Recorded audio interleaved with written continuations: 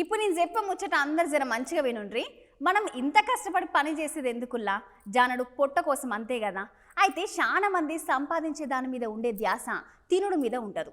మీరు సూతా గట్ల చేసిండ్రు అనుకో, ఎంత ఘోరంగా అవుతుందో తెలియాలంటే మీరు ఈ వీడియో చూడాల్సిందే. మరి ఆలస్యం దేనికి, చూడుండ్రి.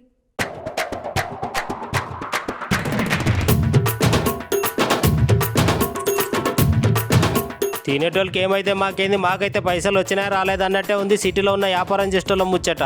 అవునోళ్ళ కడుపు ఖాళీగా ఉందని నోరు కొత్తగా ఏదో తినాలని కోరుకుంటుందని ఏది పడితే అది తింటే తర్వాత మస్తు తిప్పలు పడాల్సి వస్తుంది. అందుకే తినే ముందు ఆలోచన చేయండి. ఎందుకంటే చేతులు కాలినాక ఆకులు పట్టుకుంటే ఏం లాభం చెప్పుర్రి కదా. ఒక అన్న ఇంటోళ్ళు ముచ్చట పడ్డారని హోటల్కి పోయి చికెన్ 65 తీసుకొని పోయిండట. ఇంటికి తీసుకొని పోయి తిందామని గా పార్సల్ కవర్ పొట్లం ఇప్పంగానే పార్సల్ పొట్లలో మొత్తం పురుగులు ఉన్నాయట. అబ్బబ్బబ్బచ్చి ఇక మస్తు కోపంగా అన్న మళ్ళా తిరిగి హోటల్ కాచి హోటల్ మీద గట్టిగా గరం అయిందంట. మరి కారా అంతే. ఇక హోటల్లో పనిచేసేటోళ్ళు తలా తోకలేని ముచ్చట్లు చెప్పిర్రట. ఇట్లయితే కాదానికి అన్న మున్సిపాలిటీ సార్లకు ఫిర్యాదు చేస్తే గా సార్లు వచ్చి హోటల్ పోయి కిచెన్ లో ఫ్రిడ్జ్ డోర్ తీసి చూస్తే దాంట్లో అన్ని మురిగిపోయిన చికెన్, మటన్, చేపలు, అటెంక పాలు, పెరుగు ఉన్నాయంట. అచ్చు గట్లనే తొండుపల్లిలో ఉన్న ఒక ఉడిపి హోటల్లో సుత గిదే ముచ్చట అయిందంట. హోటల్ పోయి ఒక అన్న ఇడ్లీ తీసుకుంటే గా ఇడ్లీల సుత పురుగులు దర్శనం ఇచ్చినాయంట.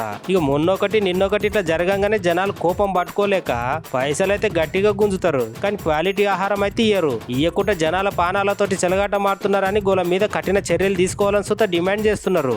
అందుకే మీరు సుత కడుపు ఖాళీగా ఉన్నదని, జేబులో పైసలున్నాయని దోస్తు దావత్ అడిగిందని ఏది పడితే అది తినకుండా తినే ముందు జరంత ఆలోచన చేయండ్రోళ్ళు.